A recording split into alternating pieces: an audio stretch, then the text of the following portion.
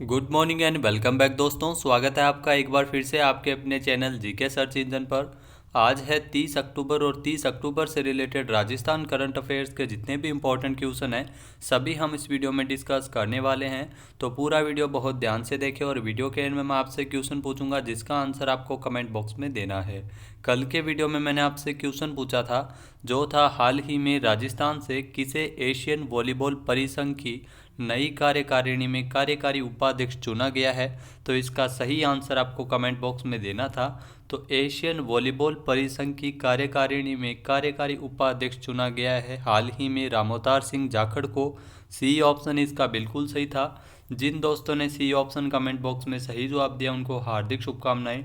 राजस्थान से Asian volleyball परिसंघ की नई कार्यकारिणी में उपाध्यक्ष आपको बता दें कि चुना गया है रामोतार सिंह जाखड़ को। और 23वीं एशियन वॉलीबॉल परिसंघ की आम सभा की बैठक हुई थी 26 अक्टूबर को थाईलैंड में ऑनलाइन।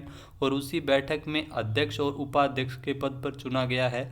अध्यक्ष पद पर रीता सुआबू को नया अध्यक्ष बनाया गया है और कार्यकारी उपाध्यक्ष बनाया गया है रामोतार सिंह जाखड़ को। रामोतार सिंह जाखड़ है वो भारतीय वॉलीबॉल संघ के महासचिव भी रह चुके हैं और इनका संबंध है वो राजस्थान के झुंझुनू से है और ये एक सेवानिवृत्त अंतर्राष्ट्रीय वॉलीबॉल खिलाड़ी भी है। चलिए स्टार्ट करते हैं आज के करंट अफेयर्स। तो पहला यहाँ पे क्वेश्चन है, हाल ही में राजस्थान के किस शहर के 10 सार्वजनिक स्थानों पर स्टडी कॉर्नर विकसित किए जाएंगे। तो राजस्थान के बीकानेर में 10 सार्वजनिक स्थानों पर स्टडी कॉर्नर बनाए जाएंगे। सी ऑप्शन इसका बिल्कुल सही हो जाएगा। आइए जानते हैं इंपॉर्टेंट फैक्ट्स। तो बीकानेर नगर विकास न्यास शहर में 10 नए सार्वजनिक स्थानों पर आपको बता दें कि स्टडी कॉर्नर है वो विकसित किए जाएंगे बीकानेर में। लोगों में पढ़ने की आदत विकसित करने के उद्देश्य से ये स्टडी कॉर्नर है वो बनाए जाएंगे जिसमें बैठने की व्यवस्था और अलग अलग प्रकार की पुस्तकें भी रखी जाएगी। नगर विकास न्यास कार्यों की जो बैठक हुई थी जिसमें जिला कलेक्टर एवं न्यास के जो अध्यक्ष है नमित मेहता उनके द्वारा स्टडी कॉर्नर विकसित किए जाने को लेकर अधिकारियों को निर्देश जारी किए गए। तो 10 सार्वजनिक स्थानों पर स्टडी कॉर्नर बनाए जाएंगे बीकानेर में।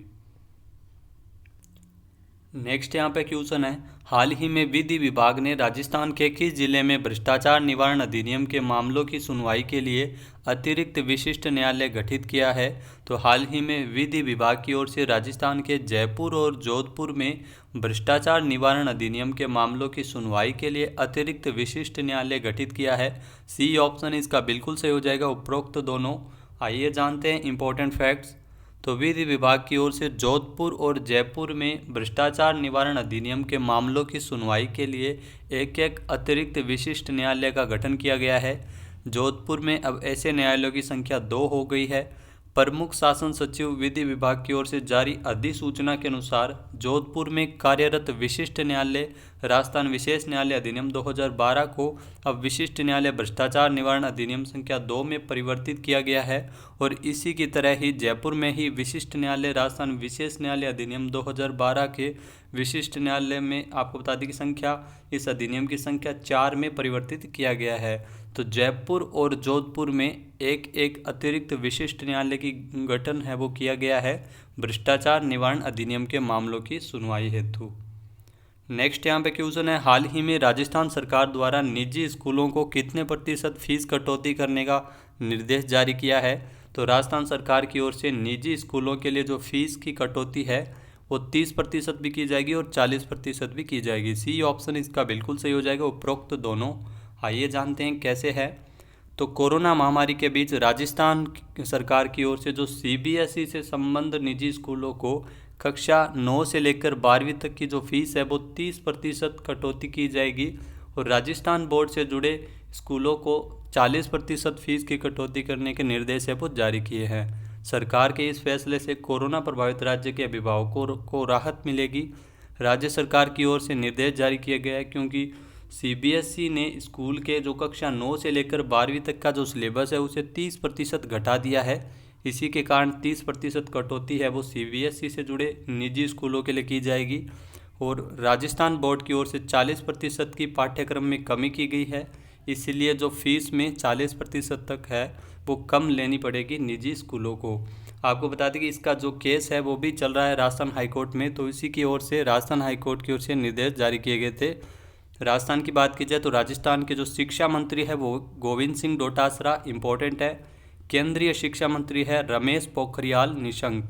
पहले ये मानव संसाधन मंत्री थे, लेकिन इसके स्थान पर शिक्षा मंत्री है, वो इसके विभाग का नाम बदला गया है और अब केंद्रीय शिक्षा मंत्री है रमेश पोखरियाल निशंक। नेक्स्ट है, हाल ही में UIT आपके द्वार डोर स्टॉप डिलीवरी योजना का शुभारंभ राजस्थान के किस जिले से किया गया है? तो हाल ही में UIT आपके द्वार डोर स्टॉप डिलीवरी योजना का शुभारंभ है वो राजस्थान के उदयपुर में किया गया है। बी ऑप्शन इसका बिल्कुल सही हो जाएगा। आइए जानते हैं इंपॉर्टेंट फैक्ट्स। तो घर बैठे एक कॉल के जरिए जनता से जुड़े 5 कार्य है वो उदयपुर की UIT की ओर से किए जाएंगे, यानी अर्बन इम्प्रूवमेंट ट्रस्ट जो UIT उदयपुर में कार्य करता है उसकी ओर से UIT आपके द्वार यानी डोर स्टॉप डिलीवरी योजना का आगाज़ है वो 28 अक्टूबर को उदयपुर में किया गया था। UIT उदयपुर का दावा है कि उदयपुर पहला शहर है जिसने ऐसी योजना का शुभारंभ किया है जिसमें जनता को नामांतरण, उपविभाजन, भवन निर्माण अनुमति और संयुक्तिकरण और लीज से जो मुक्ति के जो प्रमाण पत्र है वो घर बैठे मिल सकेंगे। तो UIT आपके द्वार इस योजना का शुभारंभ उदयपुर में किया गया है। नेक्स्ट यहाँ पे क्वेश्चन है, हाल ही में Rajasthan state mineral exploration trust के लिए गठित की गई कार्यकारी समिति का अध्यक्ष किसे बनाया गया है? तो Rajasthan state mineral exploration trust के लिए कार्यकारी समिति का गठन किया गया और उसका अध्यक्ष बनाया गया डॉक्टर सुबोध अग्रवाल को। सी ऑप्शन इसका बिल्कुल सही है। आइए जानते हैं इंपॉर्टेंट फैक्ट्स। तो राजस्थान में खनन एवं पेट्रोलियम विभाग के अतिरिक्त मुख्य सचिव सुबोध अग्रवाल को Rajasthan state mineral exploration trust के लिए कार्यकारी समिति का अध्यक्ष बनाया है। 7 सदस्यीय ये कार्यकारी समिति है। आंध्र प्रदेश, तेलंगाना, गुजरात के तर्ज पर राजस्थान में राजस्थान स्टेट एक्सप्लोरेशन ट्रस्ट का गठन किया गया है। यह ट्रस्ट प्रदेश में खनिज भंडारों की वैज्ञानिक तरीके से एवं अत्याधुनिक तकनीक के माध्यम से खोज का कार्य करेगी और इसकी जो मॉनिटरिंग के लिए ये 7 सदस्यीय कार्यकारी समिति का गठन किया गया है। साथ ही साथ राजस्व की वृद्धि की दिशा में यह ट्रस्ट है वो कार्य करने वाला है। भारत की बात की जाए तो भारत में खनिज उत्पादन के मूल्य में राजस्थान की हिस्सेदारी है वो 26.6% है।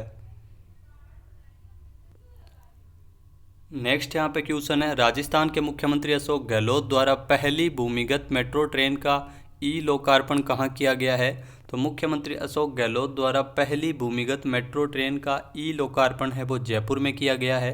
ए ऑप्शन इसका बिल्कुल सही है। आइए जानते हैं इंपॉर्टेंट फैक्ट्स। तो मुख्यमंत्री अशोक गहलोत द्वारा 23 सितंबर को राजस्थान के जयपुर में पहली भूमिगत मेट्रो ट्रेन का लोकार्पण किया है।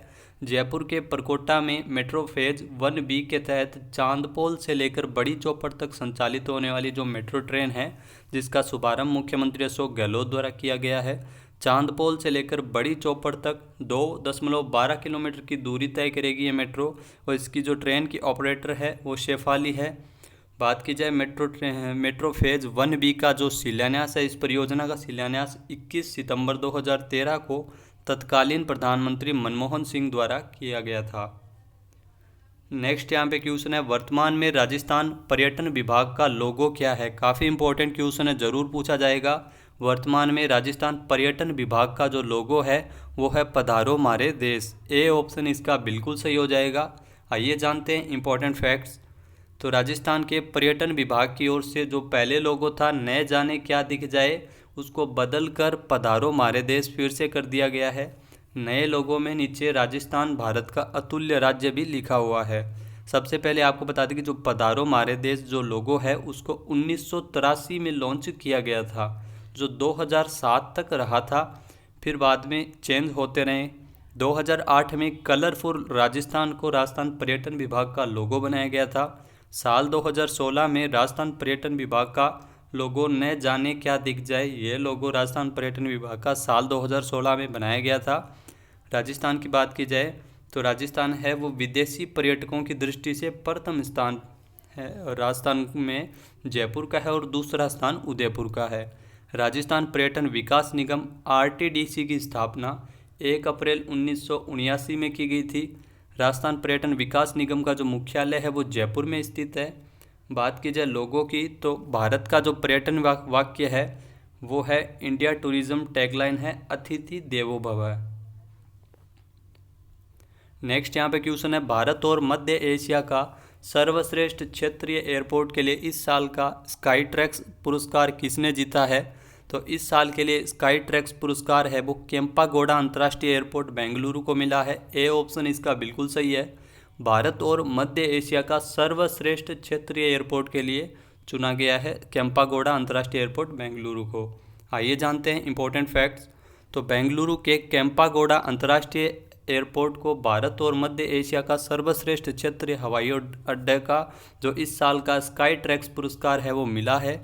यह एयरपोर्ट ग्राहकों द्वारा वर्ष 2020 के वर्ल्ड एयरपोर्ट अवार्ड्स में पिछले 4 साल में तीसरी बार भारत और मध्य एशिया के सर्वश्रेष्ठ क्षेत्रीय हवाई अड्डे के रूप में वोट किया गया है। पुरस्कारों में 6 महीने की सर्वेक्षण अवधि के दौरान हवाई अड्डे पर 100 से अधिक देशों के ग्राहकों द्वारा किए गए हवाई अड्डा सर्वेक्षण एवं प्रश्नावली के बाद दिया जाता है। इसमें आपको बता दें कि सर्वेक्षण में हवाई अड्डे की सेवा के दौरान ग्राहक अनुभव, प्रवेश द्वार पर जो प्रस्थान के माध्यम से चेक इन, आगमन, स्थानांतरण, खरीदारी, सुरक्षा, आवर्जन के प्रमुख मानदंडों के आधार पर इसका रैंक है वो दिया जाता है। कर्नाटक की बात की जाए तो कर्नाटक के जो राज्यपाल है वो है वजुभाई वाला और कर्नाटक के मुख्यमंत्री है BS येदुरप्पा। नेक्स्ट यहाँ पे क्वेश्चन है, हाल ही में भारत में पहली बार किस राज्य में हींग की खेती की शुरुआत की जा रही है? बहुत ही ज़्यादा इंपॉर्टेंट है। तो भारत में पहली बार हींग की खेती हो रही है और ये हिमाचल प्रदेश में शुरू की गई है। ए ऑप्शन इसका बिल्कुल सही है। हींग तो सभी जानते होंगे, जो भारत के किचन का महत्वपूर्ण मसाला है हींग। आइए जानते हैं इंपॉर्टेंट फैक्ट्स। तो हिमाचल प्रदेश में सुदूर लाहौल घाटी के किसानों के पालमपुर स्थित CSIR संस्था की ओर से विकसित की गई जो कृषि प्रौद्योगिकी की मदद से हींग की खेती है वो पहली बार हिमाचल प्रदेश में की जा रही है। हींग की जो पहली रोपाई है वो 15 अक्टूबर को लाहौल घाटी के गांव क्वारिंग में की गई है। तो ये भी इम्पोर्टेंट है, ज़रूर पूछा जाएगा। पहली बार हींग की खेती हो रही है भारत में और ये हिमाचल प्रदेश के जो लाहौल घाटी के क्वारिंग गांव में पहली रोपाई है वो इसकी की गई है। हींग शीर्ष मसालों में से एक है। पिछले साल अफगानिस्तान, इराक और उज्बेकिस्तान से, ईरान और उज्बेकिस्तान से 15,000 टन कच्चे हींग का आयात किया गया था और इस पर तकरीबन 942 करोड़ रुपए खर्च किए गए थे। भारत में फेरुला हींग के पौधों की रोपण सामग्री इस फसल की खेती की सबसे बड़ी अड़चन थी जिसे दूर किया गया है CSIR संस्था की ओर से। CSIR पालमपुर स्थित इंस्टीट्यूट ऑफ हिमालयन बायोफॉर्स टेक्नोलॉजी के माध्यम से आपको बता दें इन बीजों को भारत लाए गए और नई कृषि तकनीक है वो विकसित की गई है।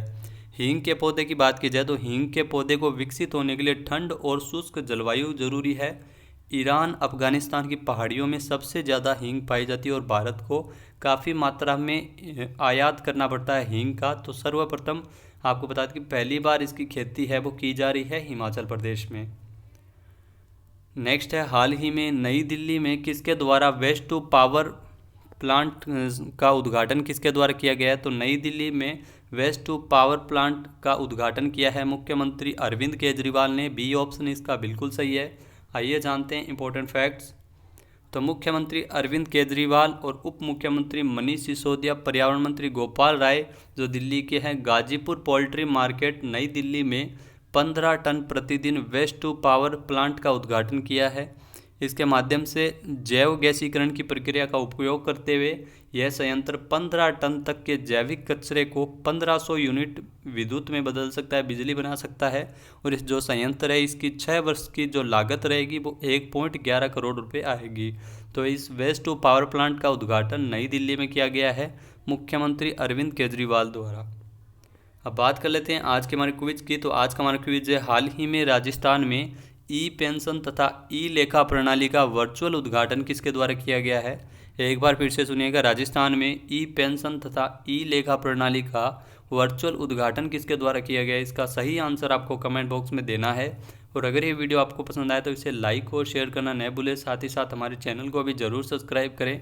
इस वीडियो की PDF फाइल आप वीडियो के डिस्क्रिप्शन बॉक्स से डाउनलोड कर सकते हैं और इस क्वेश्चन का आंसर आप वोट करके भी कर सकते हैं। वीडियो देखने के लिए धन्यवाद। जय हिंद, जय भारत, जय राजस्थान।